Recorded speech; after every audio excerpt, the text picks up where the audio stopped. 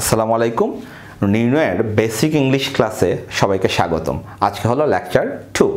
Lecture 1-এ আমরা দেখেছিলাম একটি সেন্টেন্স কারেক্ট হতে গেলে ন্যূনতম একটি ক্লজ প্রয়োজন, আর একটি ক্লজের মধ্যে থাকে একটি ফাইনাইট ভার্ব এবং একটি কি সাবজেক্ট। তো আমরা কিন্তু গত ক্লাসেই বলেছিলাম যে সেন্টেন্স চিনতে গেলে বা ক্লজ চিনতে গেলে তাহলে আমাদের ফাইনাইট ভার্ব কি করতে হবে, চিনতে হবে। এখন ফাইনাইট ভার্ব জিনিসটা আসলে কি সেটা আমরা একটু বোঝার চেষ্টা করি। যেই ওয়ার্ডগুলো ভার্ব, আমরা তো মোটামুটি সেই ওয়ার্ডগুলোকে চিনি, তাই তো? ভার্বের বাংলাটা কি? ভার্বের বাংলাটা হলো ক্রিয়া।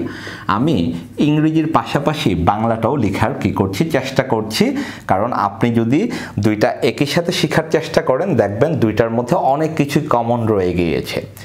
তো ভার্বের বাংলা হচ্ছে কি? ক্রিয়া। তো মনের ভাব প্রকাশের দৃষ্টিকোণ থেকে এই ভার্ব বা ক্রিয়াকে দুইটি ভাগে ভাগ করা যায়। একটি হলো ফাইনাইট ভার্ব এবং অন্যটি হলো নন ফাইনাইট ভার্ব। তাহলে আমরা ধরে নিতে পারি যারা ভার্ব তারা হয়তোবা হবে ফাইনাইট ভার্ব অথবা হবে কি ভার্ব? Non finite verb. উদাহরণস্বরূপ আমি বললাম টু গো, এটা দেখতে কি ভার্বের মতো না? অবশ্যই। তাহলে এটা হয়তো হবে ফাইনাইট ভার্ব নয়তোবা হবে কি ভার্ব? Non finite verb. আমি বললাম আপনাকে গোয়িং, এই গোয়িং হয়তো হবে ফাইনাইট ভার্ব অথবা হবে কি ভার্ব? Non finite verb. বা আমি আপনাকে বললাম গোজ, এই গোজ হয়তো হবে ফাইনাইট ভার্ব নয়তোবা হবে কি ভার্ব? Non finite verb. এখন এই ফাইনাইট ভার্বের বাংলা অর্থ হলো সমাপিকা ক্রিয়া এবং নন ফাইনাইট ভার্বের বাংলা হলো অসমাপিকা ক্রিয়া। এখন এই সমাপিকা অসমাপিকা ক্রিয়া দ্বারা আসলে কি বোঝায় সেটা আমরা একটু বোঝার চেষ্টা করব। বাক্য বা সেন্টেন্সের উদ্দেশ্যটা হলো মনের ভাব অন্যকে কি করা? প্রকাশ করা। তাহলে মনের ভাব যদি অন্যকে আমরা প্রকাশ করাতে পারি তাহলেই কিন্তু সেন্টেন্স বা বাক্য পরিপূর্ণ হয়ে যাবে। এখন এই যে সমাপিকা, সমাপিকা কথাটার সাথে সমাপন এই কথাটার কিন্তু কিছুটা কি রয়েছে? মিল রয়েছে। সমাপন মানে কি? শেষ। সমাপিকা ক্রিয়া মূলত যে ক্রিয়া দ্বারা মনের ভাব সম্পূর্ণভাবে প্রকাশিত হতে পারে সেটাকে বলা হয় সমাপিকা ক্রিয়া। আর এই সমাপিকার আগে অ নামক একটা উপসর্গ বা প্রিফিক্স যুক্ত করা হয়েছে এবং আমরা জানি এই অ প্রিফিক্স বা উপসর্গটি নেগেটিভ অর্থ প্রদান করে। তাহলে অসমাপিকা ক্রিয়া মনের ভাব সম্পূর্ণভাবে প্রকাশ করে না। আমি একটি উদাহরণ দিচ্ছি বাংলায়। আমি লিখলাম আমি ভাত খাবো। তাহলে এই যে খাবো ক্রিয়াটি দ্বারা আমরা বাক্যটা কি করলাম? শেষ করলাম। আমি ভাত খাবো। আচ্ছা বলুন তো এই খাবো ক্রিয়া কি মনের ভাব সম্পূর্ণভাবে প্রকাশ করতে পারছে নাকি পারছে না? অবশ্যই খাবো ক্রিয়াটি মনের ভাব সম্পূর্ণভাবে প্রকাশ করতে পারছে। তাহলে খাবো, খাবো হলো একটা কি ক্রিয়া? সমাপিকা ক্রিয়া, যেটাকে আমরা ইংলিশে বলবো কি ভার্ব? Finite verb. অন্যদিকে আমি যদি এই উদাহরণটাকে কিছুটা মডিফাই করে এভাবে লিখি, আমি ভাত খেয়ে, খাবো ক্রিয়া থেকে আমরা খেয়ে ক্রিয়াটা নিয়েছি, আমি ভাত খেয়ে। আচ্ছা এই খেয়ে ক্রিয়াটা দ্বারা কি মনের ভাব সম্পূর্ণভাবে প্রকাশ হচ্ছে না? মনের ভাব সম্পূর্ণভাবে প্রকাশ হচ্ছে না। তাহলে এই যে খেয়ে ক্রিয়াটা, এই খেয়ে ক্রিয়াটা হবে অসমাপিকা ক্রিয়া। কি ক্রিয়া? অসমাপিকা ক্রিয়া। ইংলিশে হলো নন ফাইনাইট ভার্ব। তাহলে আমরা তো জানি একটা সেন্টেন্স বা একটা বাক্য কারেক্ট হতে গেলে একটা ক্লজ তথা একটা ফাইনাইট ভার্বের প্রয়োজন। প্রয়োজনটা কেন এখন কিন্তু আমরা বুঝতে পারবো, কারণ বাক্যের উদ্দেশ্যই তো হলো মনের ভাব সম্পূর্ণভাবে প্রকাশ করা। এখন সমাপিকা ক্রিয়া বা ফাইনাইট ভার্ব ছাড়া অন্য কোনো ভার্ব তো আর মনের ভাব সম্পূর্ণভাবে প্রকাশ করে না। এই কারণে সেন্টেন্স বা বাক্যের মধ্যে একটি ফাইনাইট ভার্ব বা একটি সমাপিকা ক্রিয়া থাকা বাধ্যতামূলক। আমি ভাত খেয়ে লিখলাম ঢাকা যাব। আচ্ছা লক্ষ্য করুন, যাব একটি ক্রিয়া। এই যাব ক্রিয়া দ্বারা কি মনের ভাব সম্পূর্ণভাবে প্রকাশিত হচ্ছে নাকি হচ্ছে না? হচ্ছে। তাহলে যাব, যাব হলো একটা কি ক্রিয়া? সমাপিকা ক্রিয়া। একটি বাক্যে অবশ্যই একটি ফাইনাইট ভার্ব থাকতে হবে, কিন্তু নন ফাইনাইট ভার্ব থাকার ক্ষেত্রে কিন্তু কোনো বাধ্যবাধকতা নেই।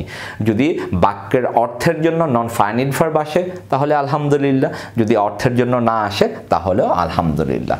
তাহলে আমরা দেখছি কোনটা ফাইনাইট ভার্ব বা কোনটা নন ফাইনাইট ভার্ব এটা চেনার সবচেয়ে সহজ উপায় হলো কি অর্থ বা ট্রান্সলেট করে নেয়া। একটা সেন্টেন্সকে যখন আমরা ট্রান্সলেট করতে পারবো তখনই আমরা বুঝতে পারবো ওই সেন্টেন্সে ব্যবহৃত ভার্বটি ফাইনাইট ভার্ব নাকি নন ফাইনাইট ভার্ব। এখন প্রবলেমটা কোথায়? প্রবলেমটা হলো আমরা কিন্তু ট্রান্সলেশনে খুবই দুর্বল। আমরা সচরাচর বড় বাদ দিলাম, মাঝারি টাইপের যখন কোনো সেন্টেন্স দেয় সেটার বাংলা অর্থ আমরা করতে পারি না। এখন আমরা ট্রান্সলেশনে দুর্বল বিধায় কি আমরা finite verb non finite verb চিনতে পারবো না, বা আমরা কি ক্লজ আইডেন্টিফাই করতে পারবো না? চিন্তার কোনো কারণ নেই।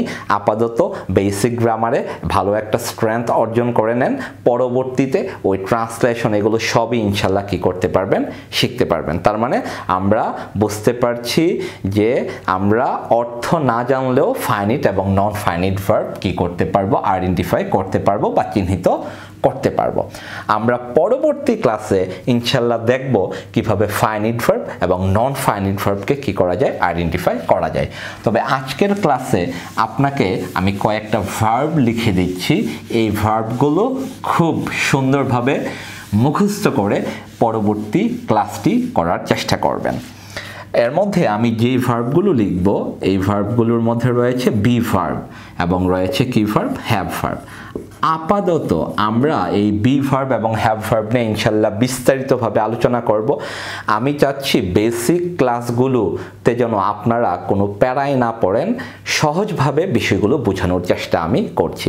বা আমাদের ইউনিভার্সিটি অ্যাডমিশনের যে ইংলিশ ক্লাসগুলো হবে সেগুলোতে ইনশাল্লাহ আমরা এগুলো নিয়ে একদম ডিটেইল আলোচনা করার চেষ্টা করব। আপাতত সহজভাবে বুঝিয়ে দেওয়ার চেষ্টা করছি। তো বি ভার্ব কয়টা? আপাতত আপনি শিখে নেন বি ভার্ব কয়টা, 6টা। কি বলেছি? আপাতত। আর হ্যাভ ভার্ব কয়টা? হ্যাভ ভার্ব হলো 3টা। তো বি ভার্বগুলো কি কি? বি ভার্বগুলো হলো অ্যাম, সাথে রয়েছে ইজ, সাথে রয়েছে আর, সাথে রয়েছে ওয়াজ, সাথে রয়েছে ওয়ার এবং সবার শেষে বি নিজে একটা বি ভার্ব।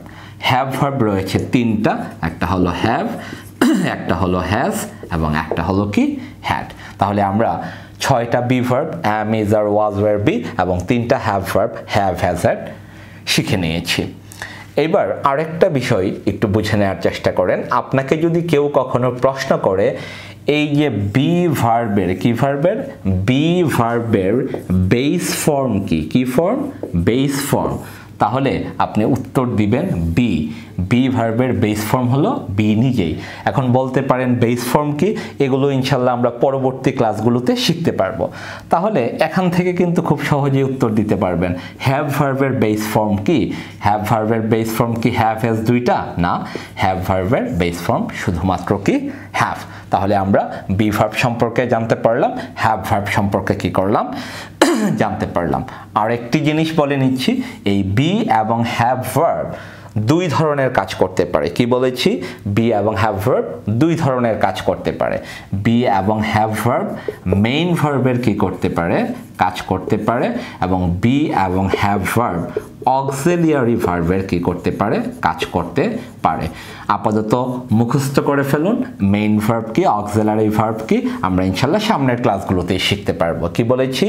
বি এবং হ্যাভ ভার্ব 2 ধরনের কাজ করতে পারে। তারা কখনো মেইন ভার্বের কাজ করতে পারে, আবার কখনো অক্সিলিয়ারি ভার্বের কি করতে পারে, কাজ করতে পারে। আমি একটা উদাহরণ দিয়ে বিষয়টা সহজ করে দিচ্ছি।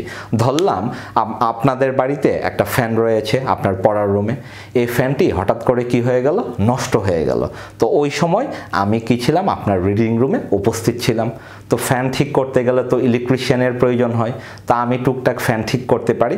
তো আমি কি করলাম, একটা চেয়ার নিয়ে ফ্যানটি ঠিক করতে উঠে গেলাম চেয়ারের উপর, আর আপনি নিচে থেকে নেসেসারি টুলসগুলো আমাকে কি করলেন, সাপ্লাই করলেন। ফ্যানটা আমি ঠিক করে ফেললাম, তাহলে এই ফ্যান ঠিক করার ক্ষেত্রে প্রধান ইলেকট্রিশিয়ান হিসেবে কাজ করেছি আমি, আর আপনি যেহেতু নেসেসারি টুলসগুলো আমাকে প্রোভাইড করেছেন, আপনি অক্সিলারি বা সাহায্যকারী হিসেবে কি করেছেন, কাজ করেছেন।